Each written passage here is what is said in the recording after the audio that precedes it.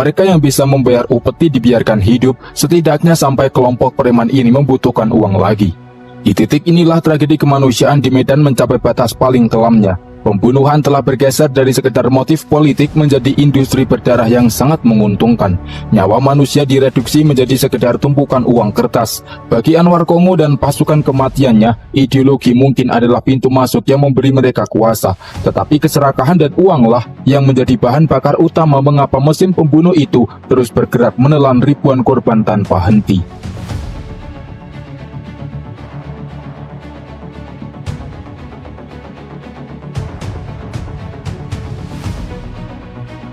Membunuh ratusan hingga ribuan nyawa secara langsung membawa sebuah masalah teknis bagi para Al-Quju, yaitu darah. Pada masa awal eksekusi, Anwar Kongo dan pasukannya menggunakan metode yang sangat konvensional dan kasar.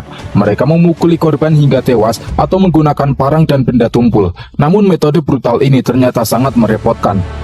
Darah yang menggenang dan berceceran meninggalkan bau amis yang sangat menyengat dan sulit dihilangkan. Bau kematian ini mengundang lalat, sulit dibersihkan, dan lama-kelamaan sangat mengganggu mental para eksekutor itu sendiri. Untuk mengatasi masalah ini, Anwar kembali mencari inspirasi dari kiblat kehidupannya, yaitu film-film mafia Hollywood. Dari adegan pembunuhan di layar perak, ia menemukan sebuah metode yang ia anggap jauh lebih praktis, efisien, dan yang paling penting, bersih.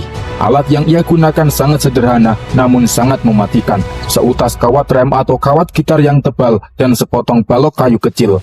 Lokasi utama yang ia pilih sebagai tempat eksekusi menyimpan ironi yang sangat gelap.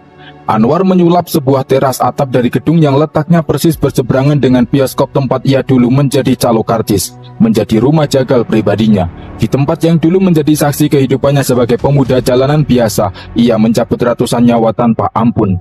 Namun sekejam apapun seorang manusia mencabut nyawa secara terus-menerus tentu bertentangan dengan insting dan hati nurani paling dasar.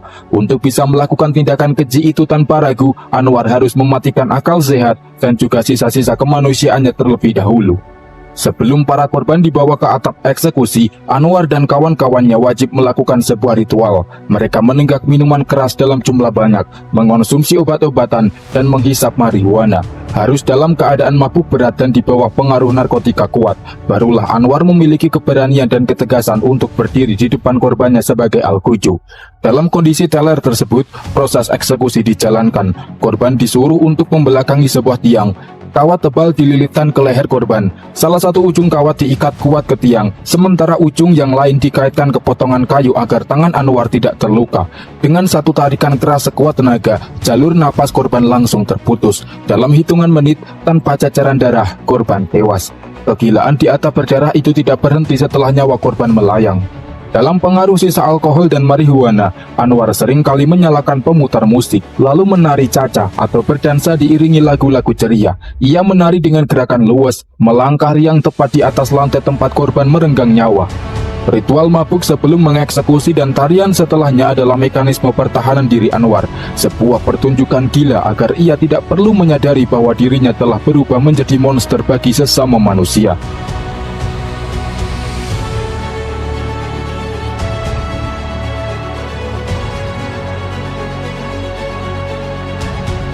Waktu berlalu, rezim berganti, namun dosa masa lalu di kota Medan itu terkubur sangat rapat di bawah narasi kepahlawanan semu.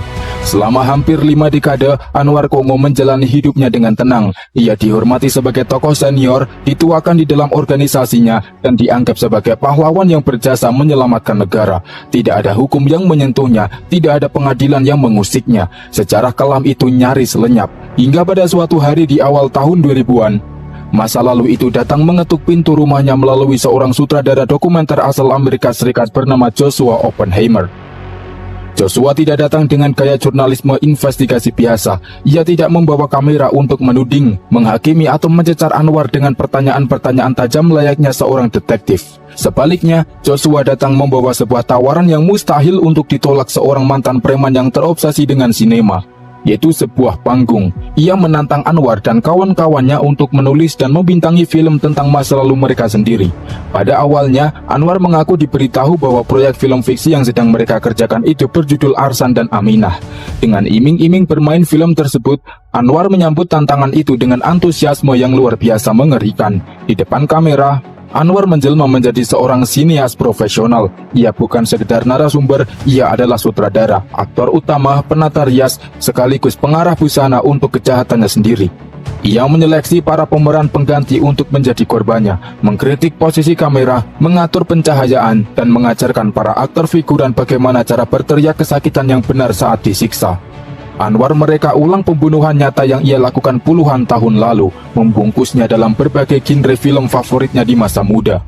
Panggung rekonstruksi ini melahirkan adegan-adegan yang sangat absurd dan mengganggu kewarasan. Di satu adegan, Anwar merekonstruksi proses interogasi dan penyiksaan dalam gaya film noir yang gelap, lengkap dengan setelan jas rapi ala mafia.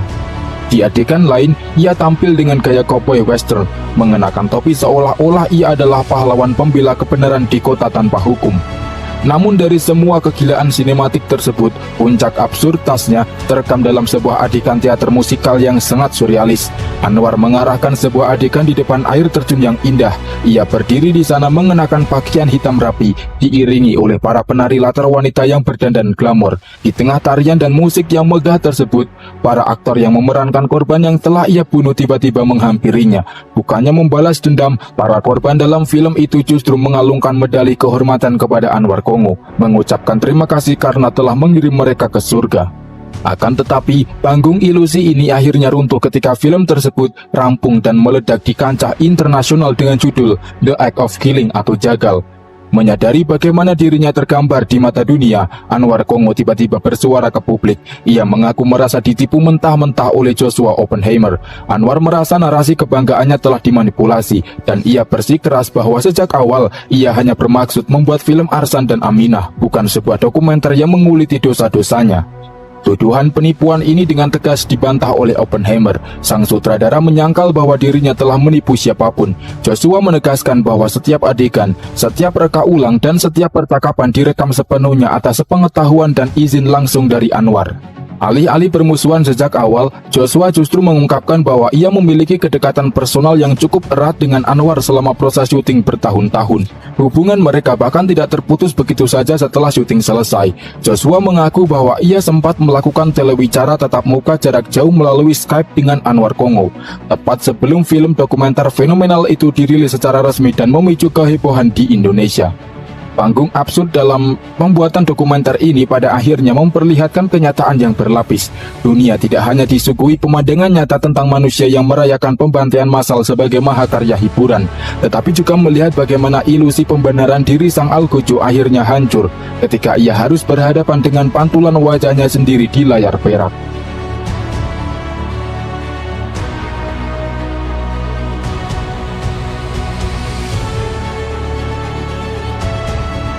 Tidak ada benteng kebohongan yang bisa berdiri tegak selamanya.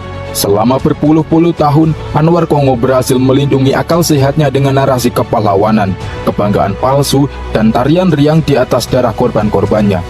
Ia mengira trauma masa lalu itu sudah mati dan tak akan pernah bisa menyentuhnya lagi. Namun keadilan rupanya tidak selalu datang dalam wujud jeruji besi atau palu hakim di ruang sidang. Bagi sang algojo, karma datang menyerang dari tempat yang paling tidak bisa ia hindari. Bagi sang algojo, karma datang menyerang dari tempat yang paling tidak bisa ia hindari, yaitu pikirannya sendiri.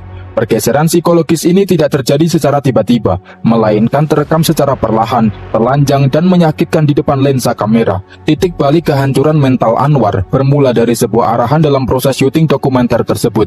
Setelah ia dengan sangat antusias memperagakan bagaimana ia menyiksa orang lain, sutradara memintanya untuk bertukar peran. Anwar diminta duduk di kursi, memainkan peran sebagai korban, dan lehernya dililit dengan kawat yang biasa ia gunakan untuk mencekik ratusan nyawa. Saat kawat itu menempel di kulit lehernya, meski ia sadar betul bahwa itu hanyalah adegan film dan nyawanya sama sekali tidak terancam, sesuatu di dalam diri Anwar mendadak hancur. Untuk pertama kalinya dalam hidupnya, topeng kesombongannya retak. Ia tiba-tiba bisa merasakan kekuatan yang mencekam, rasa putus asa dan kengerian luar biasa yang selama ini ia berikan kepada para korbannya di detik-detik terakhir hidup mereka. Di depan kamera, Anwar menghentikan adegan itu. Ia terdiam, nafasnya memburu dan matanya mulai memancarkan teror yang nyata. Ilusi pahlawan yang ia bangun selama ini mulai runtuh, digantikan oleh kesadaran yang sangat menakutkan tentang apa yang sebenarnya telah ia lakukan. Sejak pertukaran peran itu, Pertahanan psikologis sang Al-Gojo jebol tak bersisa. Memori berdarah yang mati-matian ia kubur perlahan bangkit menghantuinya. Dalam pengakuannya yang paling rentan, Anwar menceritakan bagaimana tidur malamnya mulai direnggut oleh siksaan batin. Ia dihantui oleh mimpi buruk yang berulang-ulang, sesuatu yang tidak pernah ia rasakan selama puluhan tahun sebelumnya. Di dalam gelap, ia mulai melihat wajah-wajah tanpa nama menatapnya. Ia bahkan mengaku terus-menerus terbayang pada satu korban yang matanya menolak tertutup setelah dieksekusi. Tatapan mati yang kosong itu terus mengejarnya hingga ke alam bawah sadar, membuatnya terbangun dalam keadaan ketakutan. Namun, hukuman paling berat bagi Anwar Kongo tidak terjadi di alam mimpi, melainkan di dunia nyata, tepat di lokasi yang paling banyak menyimpan sejarah dosanya. Puncak kehancuran mental ini terekam dalam sebuah adegan klimaks yang sangat menggetarkan. Menjelang akhir pembuatan film, Anwar kembali mengunjungi atap gedung berdarah itu, tempat ia dulu mengeksekusi dan menari caca merayakan kematian. Di sana di bawah langit yang temaram, Anwar berusaha berdiri tegap. Mulutnya mencoba terus berbicara menceritakan kejadian masa lalu dengan tenang. Namun kali ini, tubuhnya menolak untuk berbohong lebih jauh. Rasa mual yang luar biasa tiba-tiba menyerang perutnya. Anwar terbungkuk hebat, tersedak dan muntah-muntah berturut-turut seolah berusaha memuntahkan racun dari dalam dirinya. Tidak ada cairan atau makanan yang keluar, hanya suara retakan napas dan batu keras yang bergema di atap kosong itu. Bukan penyakit fisik yang membuat tubuhnya bereaksi seperti itu, melainkan beban utama, rasa bersalah dan dosa yang sudah tak sanggup lagi ditanggung oleh fisik rentannya. Momen di atap gedung itu menjadi bukti yang sangat brutal. Sehebat apapun manusia mencuci otaknya sendiri dengan pembenaran, hati nurani adalah pengadilan paling jujur yang tidak bisa disuap. Karma psikologis akhirnya berhasil menundukkan sang Al-Gojo, memaksanya menelan seluruh kengerian yang pernah ia ciptakan di masa mudanya.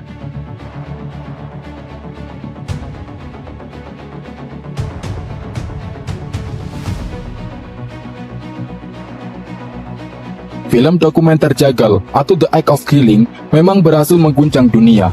Karya ini meraih puluhan penghargaan bergengsi, masuk nominasi Oscar, dan membuka mata publik internasional terhadap salah satu babak paling berdarah dalam sejarah Indonesia. Namun realitas di dunia nyata tidak selalu berjalan layaknya naskah film Hollywood di mana kejahatan pada akhirnya akan selalu dihukum. Kenyataan paling pahit dari kisah ini adalah kekebalan hukum yang absolut. Meski bukti kekejamannya diakui oleh mulutnya sendiri, bahkan diperagakan dengan bangga dan disaksikan oleh jutaan pasang mata di seluruh penjuru bumi, Anwar Kongo tidak pernah tersentuh hukum. Ia tidak pernah menghabiskan satu hari pun di balik jeruji besi.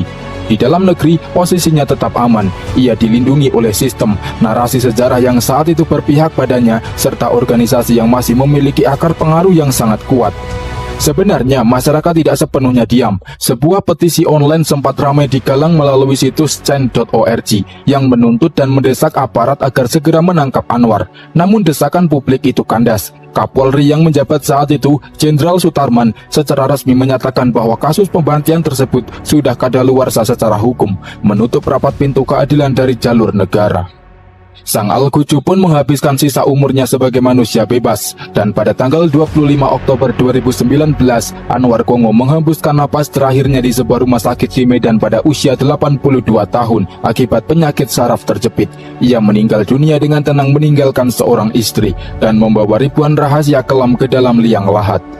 Kematiannya mungkin telah menutup jalan hidup seorang Anwar Kongo, mewariskan luka sejarah yang terus menganga dan meninggalkan harapan akan keadilan yang resmi tak akan pernah datang.